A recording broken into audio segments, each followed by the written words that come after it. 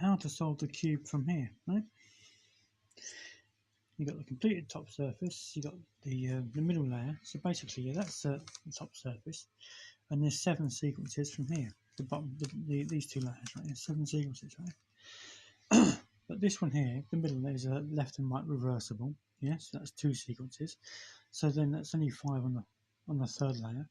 You swap the corners over because they're all in, and well, all the corners are in, so that's 3 sequences. There's only 2 sequences it can be, and that is basically a 3 sequence